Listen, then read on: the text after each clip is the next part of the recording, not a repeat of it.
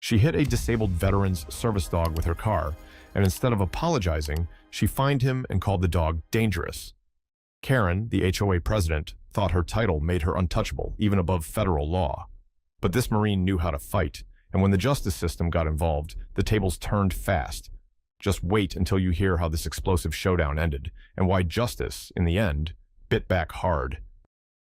The morning had that eerie stillness, the kind that doesn't feel peaceful, just unnatural. The sky was clear, too clear. No breeze, no bird calls. The neighborhood, tucked behind manicured hedges and strict HOA guidelines, looked like a painting someone forgot to finish. Matthew Green stood on his porch in a hoodie and cargo pants, one hand gripping the leash attached to Ruckus's vest. The golden retriever sat alert beside him, his brown eyes scanning the quiet cul-de-sac like he always did. Ruckus wasn't just a dog. He was Matthew's lifeline, trained to detect the warning signs of a PTSD spiral, to interrupt night terrors, to lead him out of stores when the migraines hit. They were a team. They had been ever since Matthew came home from Fallujah, with more scars on the inside than out. HOA meetings had always made his skin crawl. Fluorescent lights, smug neighbors, loud voices, rules about grass height and mailboxes. But Ruckus made them bearable. He grounded Matthew, slowed his pulse, reminded him he was still here, still fighting, just a different kind of war now. Today wasn't a meeting day, thank God, just a walk, a normal, quiet walk, before the Florida sun turned everything into a frying pan. Ruckus's tail wagged once as Matthew unclipped the gate. He always looked forward to the morning loop around the block. Same hydrants, same squirrels, same neighbors nodding behind their tinted windows. They had barely taken 10 steps down the sidewalk when something broke the stillness. An engine. It wasn't just a car starting. It was a growl, sudden and aggressive, followed by a screech of tires biting pavement. Matthew's body tensed. His instincts screamed. His left eye twitched from an old blast injury. And then, thud. It wasn't loud. It wasn't cinematic. It was the dull, sickening sound of something soft being hit by something hard.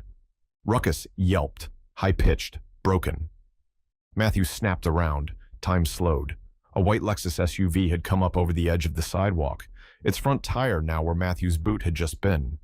He stared in disbelief as the vehicle didn't brake, didn't reverse, didn't even stutter.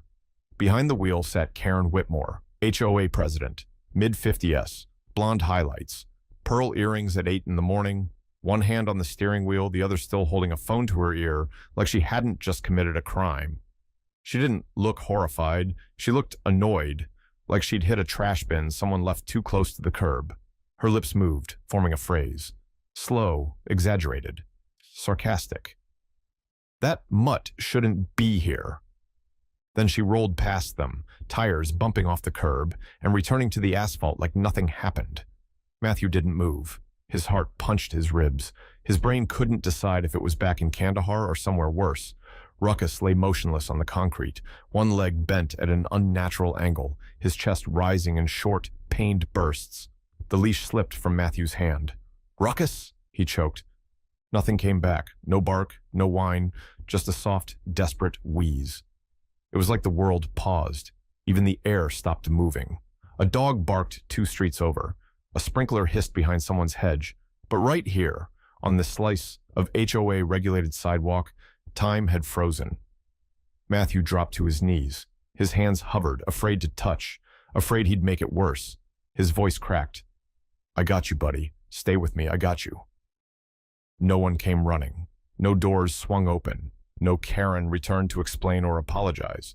Just Matthew, a war-hardened Marine, on his knees beside his partner, crushed in front of the same house they'd lived in for 4 years. And for one long, unbearable moment, he felt more helpless than he ever had on a battlefield. It started with footsteps. One by one, screen doors creaked open, curtains shifted, phones were raised. By the time the second minute had passed, there were at least 5 people standing on lawns or driveways, their faces twisted between concern and confusion. They didn't run to help. They hovered, like spectators at a car crash. Matthew was still on the ground, his knees aching against the concrete. He didn't notice the pain. All his focus, every cell in his body, was locked on Ruckus. The dog's breaths came fast, shallow. His back leg was bent sideways, bone threatening to pierce the skin. Blood seeped from somewhere under his belly, darkening the golden fur to rust. "Somebody call animal services," a voice shouted, "and 911. A teenager ran off, phone already to her ear. A woman gasped when she saw the twisted leg. A man muttered, "Jesus," and stepped back like the sight might infect him. Matthew didn't look at them. His hands hovered an inch above Ruckus's body, fingers trembling. He didn't dare touch. He just whispered over and over, like a prayer breaking into pieces. "He's a service dog. He's my service dog." She hit a federally protected animal. "He's a service dog." Ruckus whimpered in response, just once. That sound stabbed deeper than shrapnel ever had. The first responders came 10 minutes later, though for Matthew, it felt like a year of sitting in silence beside dying loyalty. The animal control van pulled up behind the patrol cruiser. A young officer stepped out, notepad ready. He walked over slow, cautious, like he didn't know who needed help. When Matthew finally spoke, his voice came out dry and low, almost a growl. "HOA president, Karen Whitmore, white Lexus." She hit him and kept going. The officer blinked. "Karen Whitmore?" A pause. He jotted something down, then asked, "Are you sure she saw the dog? Maybe it was an accident. Maybe she didn't notice." Matthew's head jerked up so fast, the cop took half a step back. "He had his vest on," Matthew snapped, eyes blazing, bright red, says service animal on both sides, and we were on the sidewalk, not the street, not the grass, the sidewalk. The cop nodded slowly. Okay. He crouched, snapped some photos, measured skid marks. But the hesitation hadn't gone unnoticed. Matthew knew that look. He'd seen it in courtrooms and VA waiting rooms. The moment when someone's authority collided with inconvenience and they chose comfort over justice. At the emergency veterinary hospital, everything moved in fast forward. Vets in blue scrubs, machines beeping, bright lights. Too many questions, not enough answers. Matthew sat in a plastic chair with blood on his pants and numbness in his hands. After an hour, the surgeon came out with the scans. The words hit like bullets. Fractured femur, internal bleeding, possible nerve damage, long recovery, and even then, mobility might be permanently affected. Matthew couldn't breathe. Ruckus might never walk normally again, might never work again, might never be the same. The bill? $17,284 and climbing. Matthew had savings, barely. A GoFundMe? Maybe. But what price do you put on your reason to live? That night, drained and shaking, Matthew sat on the floor beside Ruckus's kennel, hand resting lightly on his fur as the painkillers kept him unconscious. Then his phone buzzed. A neighbor had forwarded a screenshot. Karen had posted on the neighborhood's next-door group, PSA, "Pets should not be off-leash or in HOA common areas. Accidents happen." No remorse, no apology. Not even the decency to call him by name. Just a cold, passive-aggressive jab dressed up as a policy reminder. Matthew read it twice, 3 times. His blood boiled, but his fingers didn't tremble. Not anymore. He looked down at Ruckus, the gentle rise and fall of his chest, the bandage on his leg, the IV line taped to his paw. Then he opened his laptop, logged into the Department of Justice website, and he started typing. Matthew didn't sleep. Sleep wasn't an option, not with the adrenaline still leaking through his veins like poison, not with Ruckus lying there, barely moving, hooked to machines that beeped softly in the dim light. The fluorescent glow of the vet's overnight ICU unit cast everything in a bluish haze, unreal, like a dream you wish you could wake from. He sat on a plastic chair, spine straight, legs aching, eyes bloodshot. His left hand rested gently on Ruckus's side, feeling each shallow breath. His right hand gripped his phone like a weapon. The heart monitor beside them ticked on, its rhythmic beeps like a metronome counting down to something. Something that wasn't sleep. He'd pulled up the ADA website, Americans with Disabilities Act. He'd read through the page 100 times before. He'd signed papers about it when Ruckus was certified, but now every line hit differently, harder. He scrolled slowly, rereading clauses, parsing every word like it might be a bullet he could use. His thumb hovered. His eyes burned. Somewhere in the distance, a nurse murmured into a phone. A machine hummed. And then a sentence. Bolded, clear, undeniable. Any harm caused to a service animal is legally equivalent to an assault on the individual with disability and may be subject to federal criminal charges. Matthew blinked, read it again, then again. He didn't move. The words echoed in his skull louder than anything else in the room. Not maybe, like a suggestion. Maybe, like a promise. He set the phone down, rubbed his temples. He wasn't just furious. He was focused.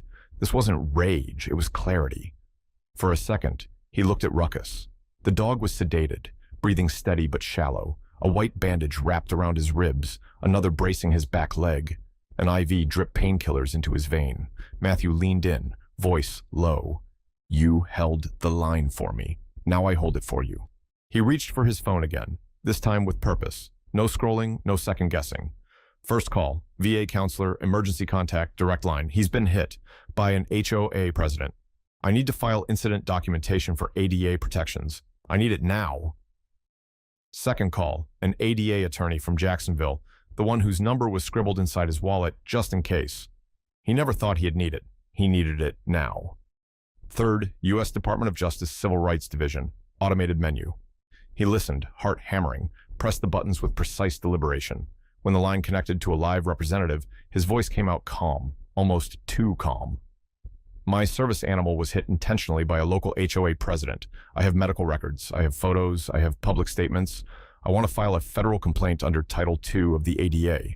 I'm a veteran with documented disability, and I'm not letting this go. He didn't shout. He didn't cry. He documented dates, names, incident number from the responding officer, the screenshots from Karen's post, the HOA fine, everything. He wasn't playing defense anymore. Outside the ICU window, the night was fading. The black sky softened into gray. In a few minutes, the Florida sun would start creeping over the rooftops, lighting up the neat little lawns and the HOA's pristine fences. The world would pretend everything was normal again, but not in Matthew's head, not anymore. He rubbed the back of his neck, rolled his shoulders, checked Ruckus again, still breathing, still fighting. That was all the confirmation he needed. He stood up, slow and stiff, cracked his knuckles. The muscles in his back burned from tension. His mind was clearer than it had been in weeks, maybe months. This wasn't just about Karen. This was about every smug official who thought a title gave them power over decency. Every rulebook weaponized against the vulnerable. Every system that looked the other way. He took one last look at Ruckus, then stepped outside into the parking lot. The air was cool, quiet, waiting. And as the sun finally rose over the still sleeping neighborhood of Pinewood Acres, Matthew Green, Marine, fighter, survivor, was already sharpening his next set of weapons. Not bullets, not fists, laws, evidence, fireproof resolve. And this time, he wasn't going to war for his country. He was going to war for his dog. Karen wasn't sorry. Not even close. If anything, she was outraged, offended that anyone dared to question her authority, her judgment, her self-proclaimed spotless leadership of the Pinewood Acres HOA. So when Matthew posted a simple, gut-wrenching photo on the HOA board's private Facebook group, a shot of Ruckus lying on his orthopedic bed, leg in a full cast, his service vest draped gently over his side, he wasn't asking for pity. He wasn't even asking for help. He just wrote, "My partner is down. Please keep your cars on the road where they belong." It should have ended there. But Karen couldn't help herself. She never could. Authority to her wasn't a duty. It was a mirror she never stopped admiring. Her comment popped up 5 minutes later under her name in bold admin blue. HOA is not liable for vet bills caused by resident negligence. Next time, leash your mutt. Silence, then eruption. Neighbors flooded the thread, some horrified, some emboldened by her tone. One man wrote, "You hit a service dog, Karen. What's wrong with you?" Another fired back, "She's right. Dogs don't belong on sidewalks in this neighborhood anyway." Screenshots of Karen's old posts surfaced within the hour. Her rants about fake service dogs being used as therapy crutches. Comments mocking veterans who play the PTSD card. Even a meme she once shared, comparing emotional support animals to stuffed toys for adults. The thread blew up. Mods tried to calm it down. Comments were deleted, then restored, then locked. But Karen, she didn't back off. She doubled down, and then she made the mistake. The one she'd never recover from. An official HOA letter delivered the next morning, folded neatly in a white envelope with the HOA logo on top. Formal. Cold. Matthew opened it at his kitchen table, Ruckus snoring softly beside him. The first line made his jaw tighten. As of this notice, the board considers you to be harboring a potentially aggressive animal within Pinewood Acres property lines. He kept reading. Given the recent incident and ongoing disruption caused by this animal's presence, the HOA is issuing a formal citation in accordance with Bylaw 4.17b. Effective immediately, you are fined $500 per day until the animal is removed or relocated outside of community limits. Matthew stared at the page. For a full 30 seconds, he didn't move. His pulse didn't even spike. It was past that now. Because this wasn't just petty. It wasn't just callous. This was retaliation. On paper, signed, dated, branded with the HOA seal like some bureaucratic death threat. They had just accused a federally certified service animal, a golden retriever with 2 national accreditations and full ADA compliance, of being dangerous. They were fining a disabled veteran for his medically necessary support animal after he had been the victim of a vehicular assault. Matthew didn't see red. He saw federal violations. ADA Title II, Clear-Cut Fair Housing Act, absolutely. Section 504 of the Rehabilitation Act, probably. Retaliatory discrimination against a disabled person? Check. Intimidation by housing authority? Check again. This wasn't just cruel. It was stupid, legally suicidal. He grabbed his phone and took photos of the letter, every angle, every signature. He forwarded them to his attorney with one line. They escalated. I'm ready. Then he pulled out the folder where he kept Ruckus's documents, service dog certification, ADA compliance letters, disability records from the VA, vet statements, photos of the vest, photos of the accident, screenshots of the Facebook comments, screenshots of Karen's mutt remark, screenshots of her old anti-vet rants, evidence, pattern, intent. He wasn't documenting anymore. He was building a case. And Karen Whitmore, she wasn't just a nuisance now. She was a soon-to-be federally indicted defendant. Matthew looked down at Ruckus, still dozing, bandages clean and tight. His ears flicked in his sleep. A soft, trusting sigh. Karen had wanted a fight. But she forgot something critical. You don't pick a war with a Marine, especially not one who reads federal law like battlefield strategy. 2 weeks later, the Florida heat was already baking the stucco walls of Pinewood Acres. By 8 a.m., birds chirped from over-trimmed hedges. Sprinklers hissed over chemically perfect lawns. The street was calm, neat, HOA perfect, too perfect. At the end of Juniper Lane, Karen Whitmore opened her front door in yoga pants and a pink tank top that said, "Be kind" in gold cursive. Her hair was in a tight ponytail, her face fresh with just enough concealer to hide the arrogance. She was balancing an acai bowl in one hand and her phone in the other, scrolling through HOA complaints about someone's unauthorized mailbox paint color. She expected Amazon, maybe Instacart. What she got was 2 federal marshals and one very grim-faced man in a navy windbreaker stamped with 4 bold letters, ADA. Karen Whitmore? The taller marshal asked, voice flat. She blinked, smiled like she might sell them a Pilates package. Yes. The second marshal stepped forward. No hesitation. You're under arrest for violating the Americans with Disabilities Act, harassment of a protected individual, and willful injury of a federally protected service animal. For a second, nothing moved. Not the breeze, not the trees, not Karen's expression. Then, crash. The acai bowl slipped from her hand and exploded in purple mush on the welcome mat. Her mouth opened, but the words came out broken and tangled. Wait, what? No, I didn't. I didn't mean I thought it was just a dog. I didn't know he never said anything. I didn't even see the vest. You saw it. The marshal cut her off. His voice was low but carried weight. And then you posted about it, and then you fined him. And then you accused a disabled veteran of harboring a dangerous animal. The ADA investigator took out a folder, thick, tabbed, color-coded. He flipped it open and read without looking up. Exhibit A, Photo evidence of a certified service animal in full ADA gear. Exhibit B, Facebook comments from the defendant referring to the animal as a mutt. Exhibit C, HOA issued fine in the amount of $500 per day, interpreted as retaliatory action. Exhibit D, screenshots of past discriminatory statements targeting service animals and veterans. Karen paled. Her voice dropped to a desperate whisper. I didn't mean it like that. The marshal wasn't moved. You don't get to decide intent after the damage is done. You hit a lifeline, then you try to bury it in paperwork. Behind them, screen doors creaked open.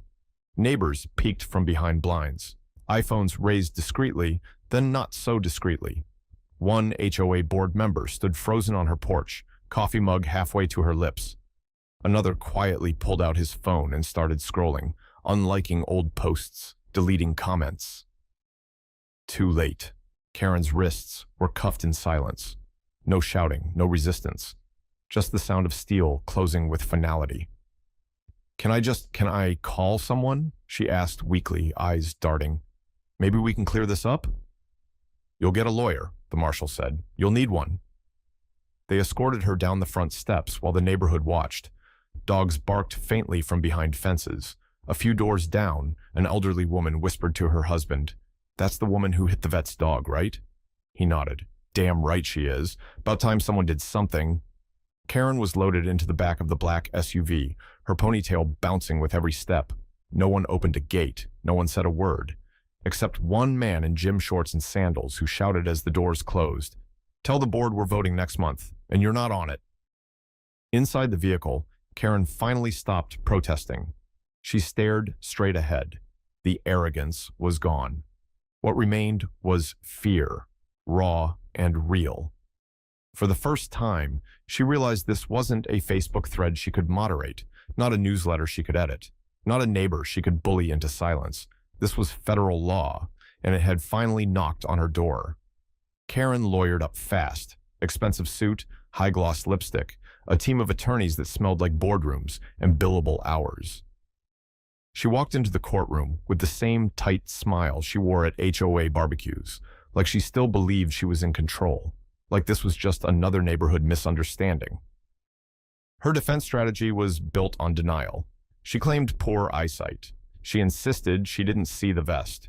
She said the dog startled her, that it lunged, that she was afraid.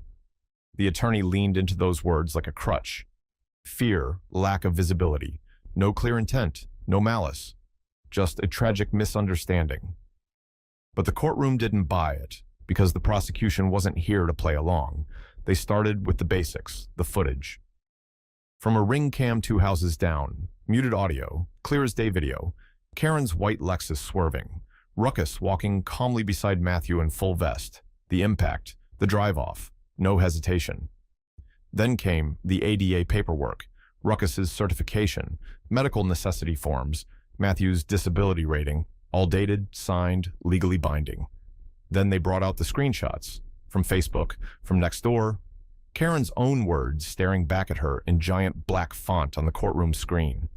Pets aren't people. These emotional props are getting out of hand. Veterans should stop hiding behind dogs and start dealing with life. Some jurors flinched. Others scowled. One woman in the front row folded her arms like she was holding herself back from spitting. Then came the letter. On official HOA stationery, accusing Matthew of harboring a potentially aggressive animal, threatening $500 a day fines, demanding removal of his service dog from the neighborhood, and that's when the shift happened. Because facts are one thing, but context burns. The prosecution paused, let the room breathe, then turned to the judge. We would like to call Mr. Matthew Green to the stand. He rose slowly. Full dress uniform, medals gleaming against the dark fabric. Even Karen's lawyer straightened. Matthew took the oath with a calm nod, then settled into the witness chair like he wasn't afraid of anything. Not judges, not strangers, not even what he was about to say. The room hushed. Not a cough, not a shuffle. The prosecution asked, Mr. Green, in your own words, what is Ruckus to you? He looked down for half a second, then up, voice steady, not loud, not angry. That dog stopped me from ending my life. You could hear the silence lean forward. She didn't hit a pet, he continued. She hit the only reason I still go outside. No tears, no drama, just truth. Cut clean and deep. A juror wiped at her cheek with the back of her hand. Another turned toward Karen slowly. Eyes narrowed, lips thin, expression cold. If Karen had any hope left of playing victim, it shattered right then. The judge didn't interrupt. No one objected. The truth, when spoken plainly, is immune to cross-examination. Matthew sat back, folded his hands, and in that moment, surrounded by polished wood and the weight of the law, his calm was louder than anything Karen's lawyer had said all day. The verdict landed like a slow drumbeat. Karen stood pale, her blazer rumpled, hands trembling just enough to betray her. Her lawyer didn't look up. Guilty of willful injury to a federally protected service animal. Guilty of harassment under ADA Title II. Guilty of retaliatory action against a disabled veteran. No gasps, no drama, just the heavy silence of consequences. Then the judge spoke. Calm, precise. Miss Whitmore, you held authority and used it to intimidate a veteran and harm what the law protects. You hit more than a dog. You hit someone's only reason to live. This court sees no room for mercy. The sentence followed. 18 months in federal prison, $42,000 in fines, permanent ban from any leadership role in any HOA or housing association. Karen didn't cry, but something in her face cracked. Her legs wobbled as marshals led her away. Outside the courthouse, the air was quiet. Matthew wasn't there. He sat instead at the edge of a veterinary rehab center, one hand resting on Ruckus's back, as the golden retriever walked a slow lap around the yard. Limping, yes, but walking. Alive. Healing. The text said, "He's stronger than we expected." Matthew didn't answer right away. He just nodded, eyes steady, voice low. So am I. He didn't need to watch Karen fall. He just needed to see Ruckus rise. 6 months later, Pinewood Acres felt different. Karen's name was gone, erased from HOA records, stripped from every document like she'd never existed. The fine she issued to Matthew, formally overturned. The apology letter was short, almost embarrassed. "We sincerely regret the error. All penalties voided." But the biggest change stood at the front gate, a new plaque, freshly bolted into the stone. This community welcomes all, including veterans, including service dogs. No speeches, no ceremony, just truth in metal. Matthew saw it during one of Ruckus's rehab walks. The golden retriever still limped, but he walked, with a new vest and the same steady loyalty. The air felt lighter, like the place had exhaled. A neighbor passing by asked, "What if the law hadn't backed you?" Matthew didn't flinch. He just smiled. "Then I'd have reminded them who I am, a Marine, and the war wouldn't have been over." He kept walking. Ruckus trotted beside him. Justice didn't bark. It bit.